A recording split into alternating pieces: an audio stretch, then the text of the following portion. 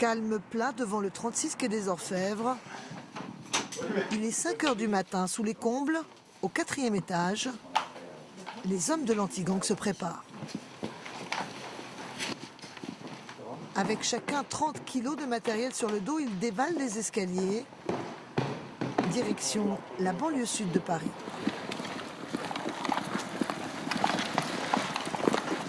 Dans la cité, ils rejoignent la police judiciaire, une colonne d'assaut pour sécuriser les fonctionnaires en civil. C'est la procédure lorsqu'il s'agit d'interpeller un individu dangereux.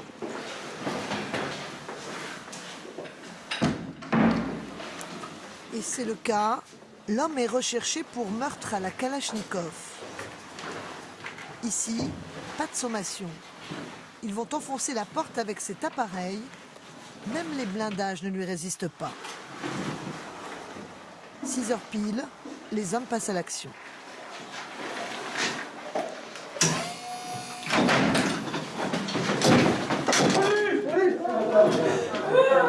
Il se passe quoi?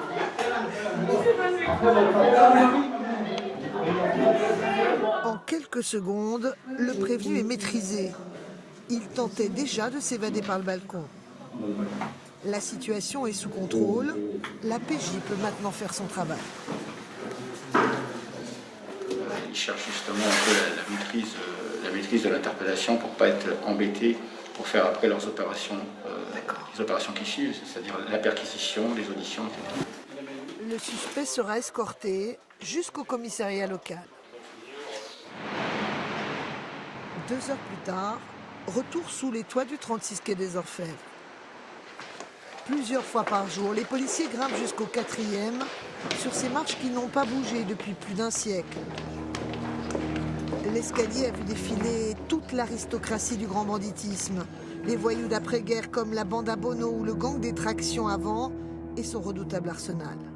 Ou encore Jacques Mérine, dont la carrière a été stoppée net par le célèbre commissaire Broussard, patron de l'anti-gang en 79. Aujourd'hui, le patron, c'est lui, Christophe Molny. À 45 ans, il vient de prendre la tête de ce service d'exception. J'ai beaucoup de respect pour mes aînés, on essaie d'être à la hauteur de ce qu'ils ont fait dans le passé, mais aussi on s'adapte. Le banditisme aujourd'hui n'est pas celui qu'il était il y a 50 ans. Maintenant, on est face à des garçons qui sont peut-être plus vigilants, qui sont plus renseignés sur la manière dont on travaille, avec un banditisme qui est très mouvant, avec de nouvelles facettes. On voit à Marseille aujourd'hui que les règlements de compte se déplacent dans les cités, alors qu'avant c'était l'apanage vraiment du grand banditisme. Le grand banditisme, Christophe Molny le connaît bien. En 2003, 4 mois après sa spectaculaire évasion, c'est lui qui va interpeller Antonio Ferrara dans un bar parisien. L'arrestation est musclée, Christophe Molny se brise le poignet dans la bagarre. À la fin de la garde à vue, le visage tuméfié comme en témoigne cette photo, le roi de la belle, alias Nino, beau joueur, lui dédicace son plâtre. Un trophée qui trône aujourd'hui en bonne place sur sa cheminée. Dans le bureau d'à côté, 3 policiers s'équipent pour une filature.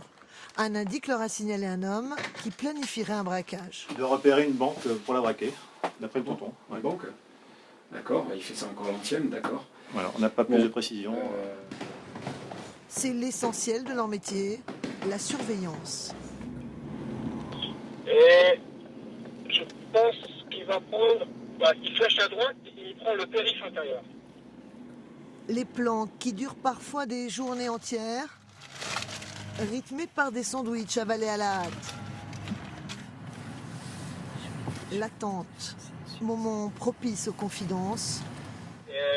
Sur le quotidien, les bons et les mauvais moments, comme l'été dernier quand 2 de ses collègues sont mis en examen pour le viol présumé d'une touriste canadienne.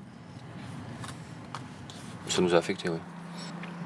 Ça a impacté ponctuellement le service, mais il y a une telle densité de missions, il y a tel travail à faire que on l'a pas mis de côté, mais on l'a pris en compte et puis on a continué.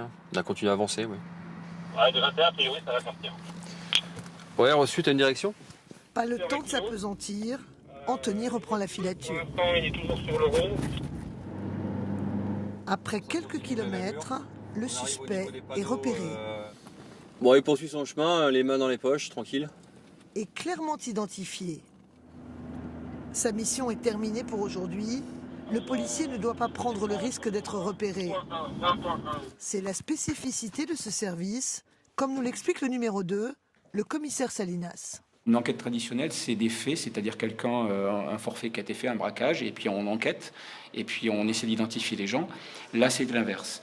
On est sur un projet criminel avec des gens qui sont connus, on sait qu'ils ont un projet criminel, et on va travailler sur les individus en les suivant pour déterminer le projet criminel et les interpeller, donc avant qu'ils passent à l'action. L'après-midi, comme chaque lundi, rendez-vous dans un squat du 13e arrondissement pour un exercice de simulation. L'un des policiers va jouer le braqueur armé et déterminé à ne pas se rendre. Non, non, je bouge pas, je vous ai dit de vous casser là. Vous n'avez rien à faire chez moi. La police, Aurélien. Qu'est-ce que vous faites? Ah ouais, vous allez me tirer dessus. Tu sors du placard, tu sors du placard. Ok. À genoux. Allonge-toi. Exercice réussi grâce au contact établi avec le suspect. Le malfaiteur a été pris en compte. C'est par le dialogue que dans 80% des cas, les situations se terminent sans effusion de sang. C'est le rôle de Nicolas, le négociateur.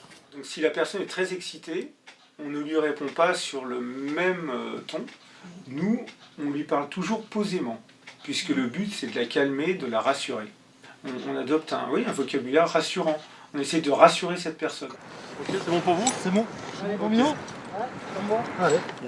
Cette fois, l'exercice est périlleux. Ouais, voilà. L'antigang a pour mission de pénétrer depuis le toit dans la tour Montparnasse. Nous sommes au 54e étage. C'est l'un des sites sensibles de Paris. En cas d'attaque terroriste, c'est Christophe Molmy et ses hommes qui seraient chargés des opérations. Ces policiers d'exception sont aussi les anges gardiens de la capitale. Tu le testes, ton œil, sur 2 cm.